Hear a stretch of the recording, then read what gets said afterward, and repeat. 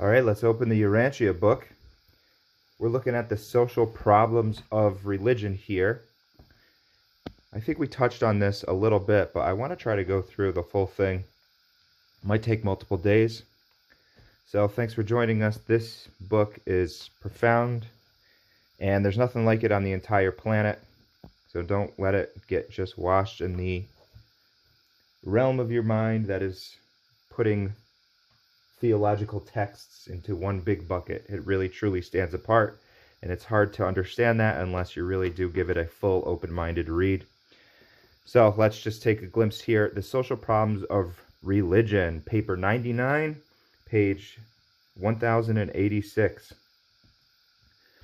Religion achieves its highest social ministry when it has least connection with the secular institutions of society. So they're advising for a separation between not only just church and state, but just church and secularism in general, which is anything that is not spiritual.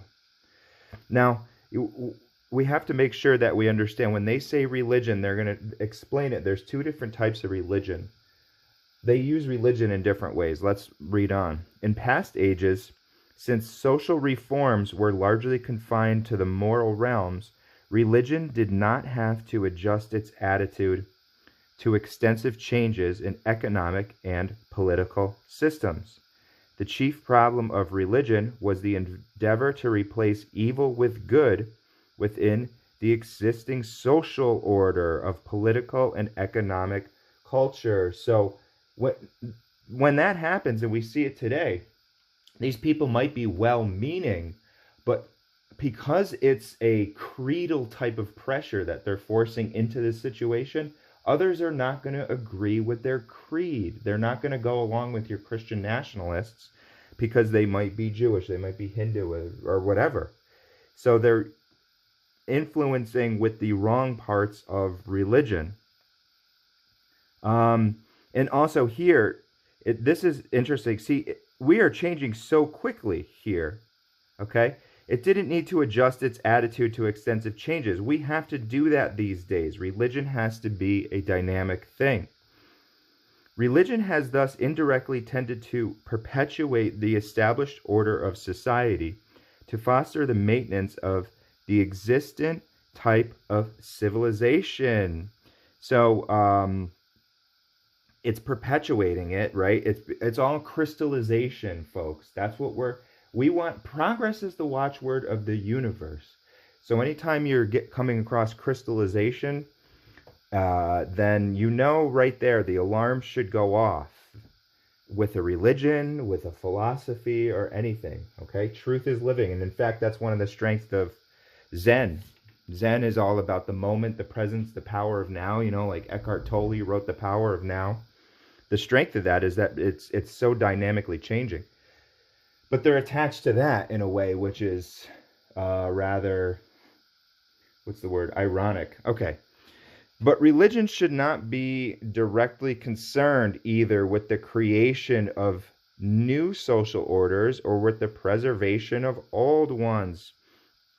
True religion, folks, this is the important thing to note when reading about religion in the Urantia book.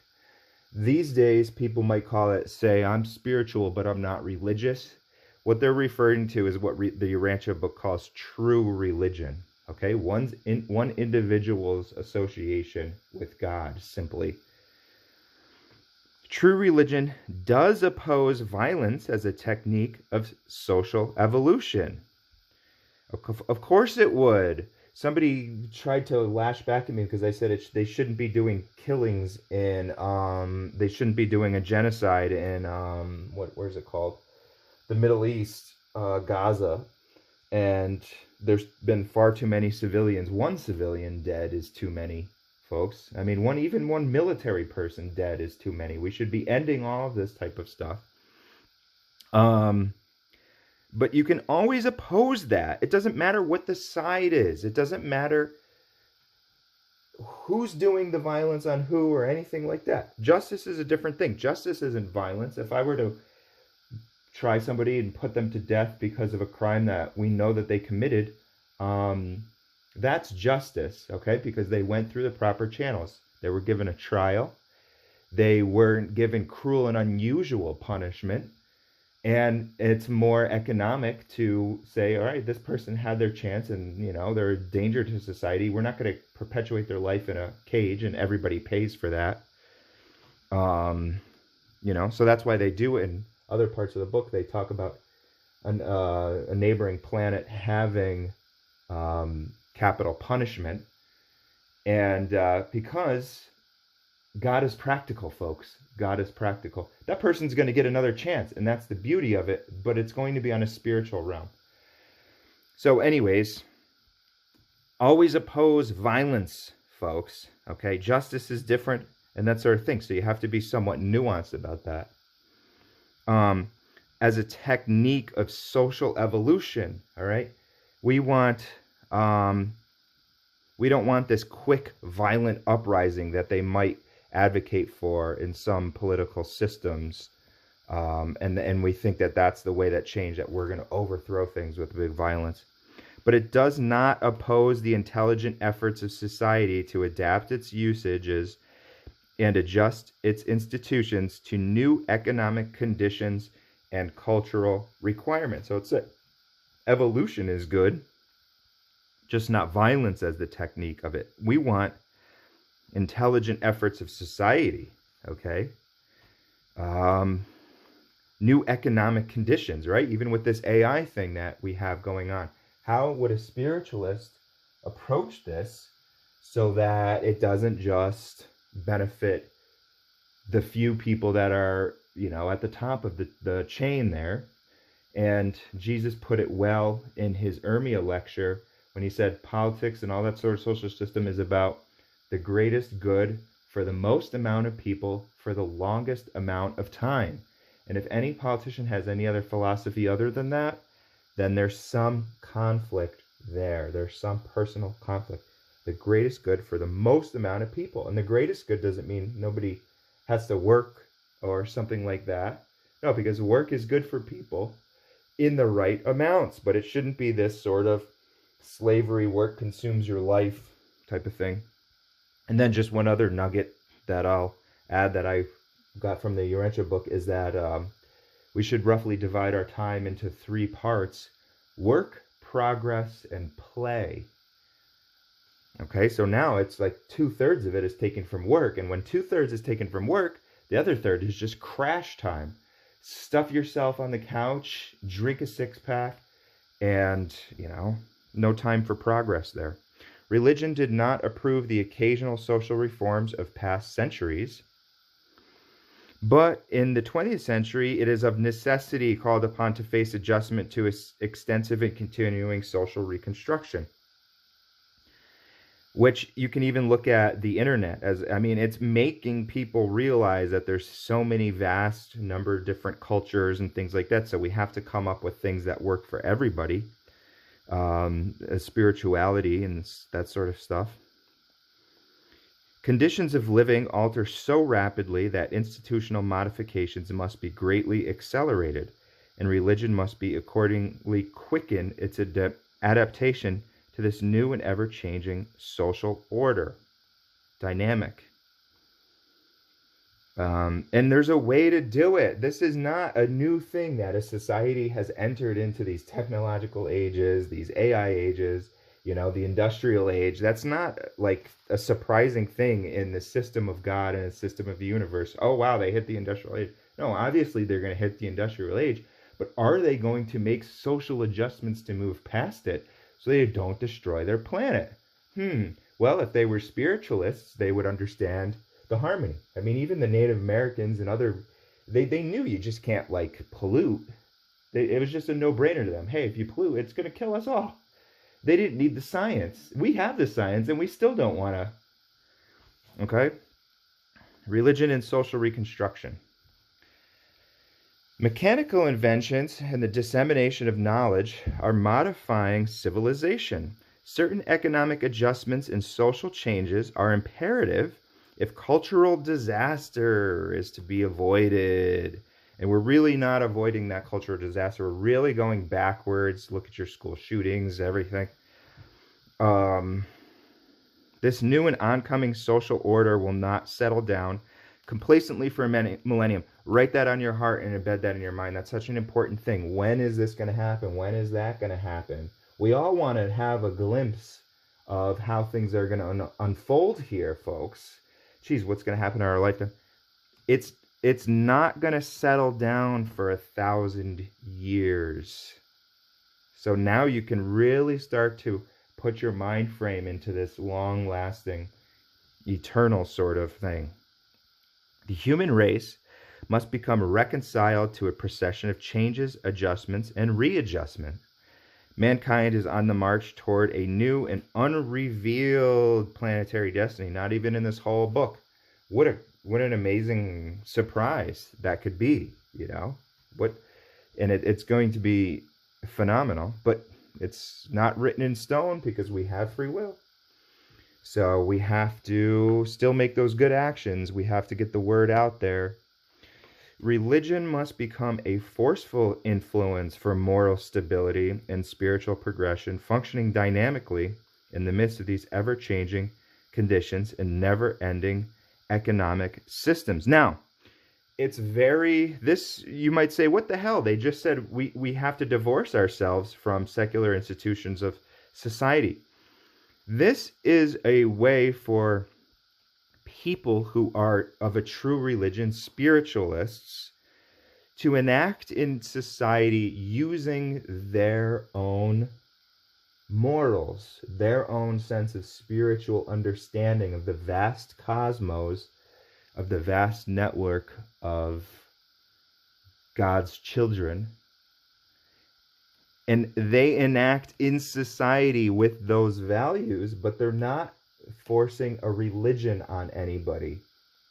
So that's the difference here. When their religion must become a forceful influence for moral stability and spiritual progression, functioning dynamically in the midst of these ever-changing conditions and never-ending economic adjustments. So it's still a forceful influence, but it's more on the individual and their own morals, okay? And how all these individuals act in society as children of God, rather than a creed pushing its way into laws. Urantia society can never hope to settle down as in past ages. So throw all of that, harken back to some golden era bullshit. Throw that in the garbage. That's a done deal. And it never even really was. There was no golden age because there was always somebody suffering. You know, like Trump wants to harken back to the Gilded Age or whatever, when there like 10 people owned everything and everybody else was dying in mines and putting garbage in their foods and stuff. The social ship has steamed out of the sheltered bays of established tradition and has begun its cruise upon the high seas of evolutionary destiny. So we're really at this crux turning point. And the soul of man, as never before in the world's history, needs carefully to scrutinize its charts. You'll do it if you read this book. You'll be forced to scrutinize what's going on here, the good and the bad. The charts of morality, and painstakingly to observe the compass of religious guidance. It's impossible to do. Remember this one-liner. Man is a creature created by a creator, meant to have a relationship with that creator. It's the truth. There's no other way around it in the entire realm of philosophy or anything like that. You can try for fucking 1,000 years and it's just never going to happen.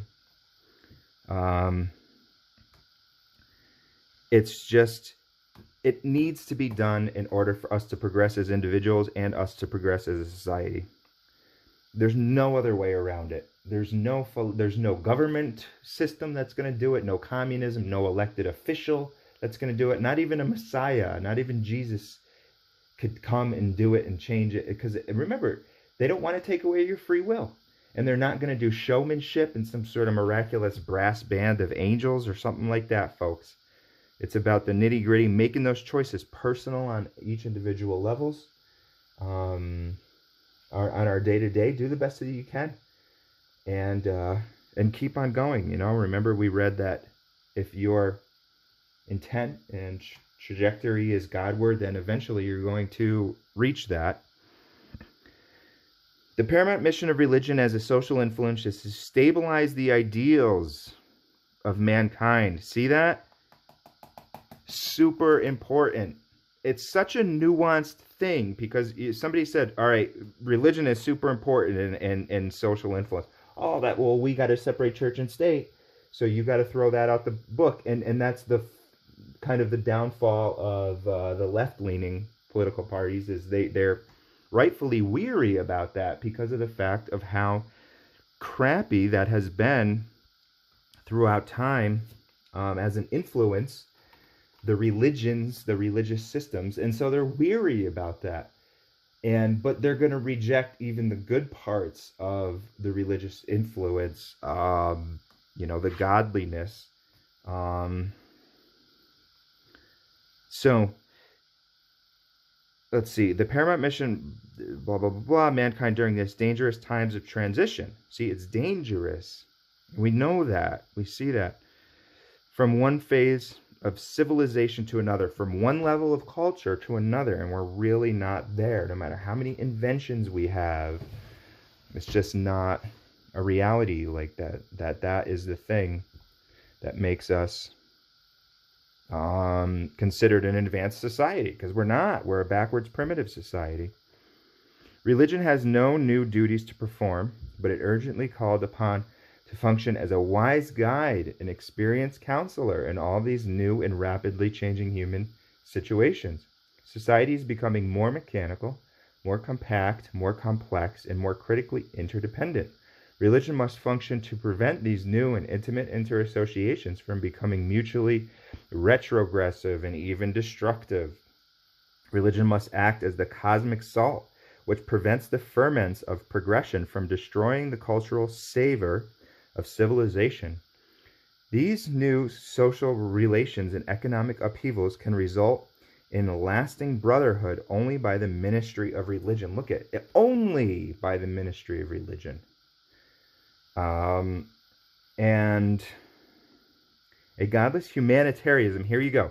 Look at this is your left-leaning political party. You see, especially if you watch like left-leaning shows on YouTube, like your progressive wing. And I watch them because I agree with 90% of what they have to say, because they're talking about, like your Bernie Sanders wing, for instance. You're talking about redistributing the wealth. Extremely important and moving forward in today's society. But everybody needs to contribute as well in order to redistribute that wealth.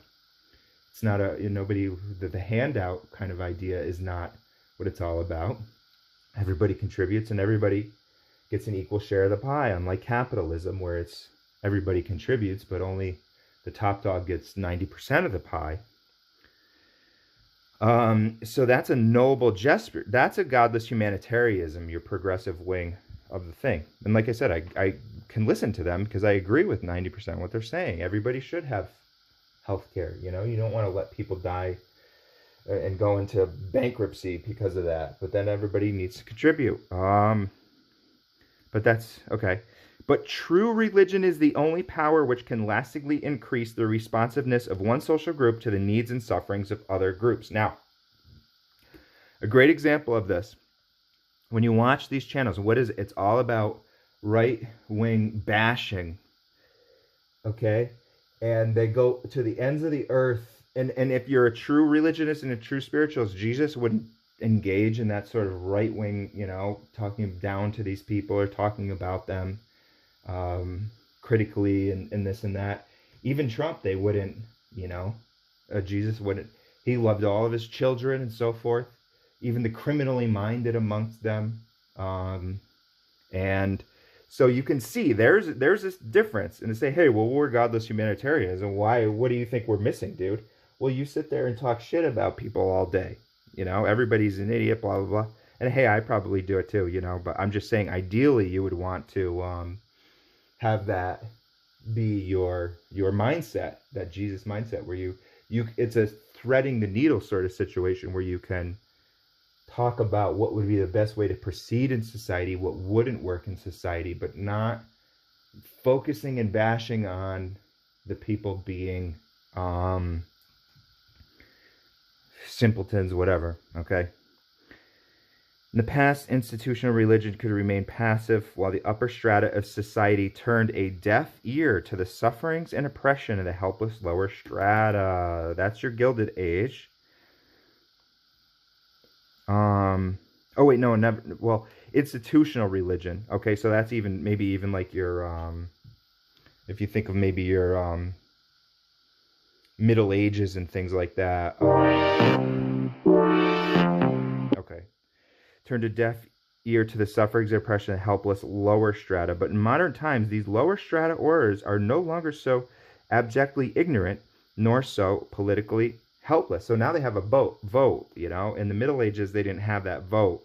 So the church didn't have to do anything, really. Religion must not become organically involved in the secular work. See, not of a social reconstruction and economic reorganization. That seems like, wait, that's the contradiction, right? But it must actively keep pace with all these advances in civilization by making clear-cut and vigorous restatements of its moral mandates and spiritual precepts, okay? It still is a separate thing. But it states things that are relevant to the times. So when scientists realize the world is older than 8,000 years or whatever Christian biblical people think it is, they're going to be off in fucking left field baddie land. No, I'm going to try to... That mindset is going to be in left field baddie land compared to what's going on with the reality, and therefore their spiritual thing is not going to keep pace. So they're not restating anything. They're just going off into digging their heels. It's progressive philosophy of human living and transcendent survival. Spirit of religion is eternal, but the form of its expression must be restated every time the dictionary of human language is revised. Wow, there's the Urantia book. Bam! The spirit of religion is eternal, but the form of its expression must be restated every time the dictionary of human language is revised. And you really can keep pace. And surprisingly, this book, and this shows the wisdom, this book written between the 30s and the 50s is really keeping pace. I mean, it's really describing everything that's happening here with your technological and stuff like that, because they know what unfolds. They've seen it happen on 1 billion inhabited planets. So it's nothing new. The gods aren't up there shaking their heads saying, oh, geez, we made a mistake and everything like that. It's just how things unfolded here, that we're in this state, but it doesn't have to be our reality. And then once it's not our reality, we can use that mentality to keep pace and to usher in our change. So thanks for checking it out. Also, I'm going to be streaming on a new channel called Urantia Art Club. So if you want to support the channel, you can check that out. I'm going to have a YouTube stream as well. I'll put links. All right, take care.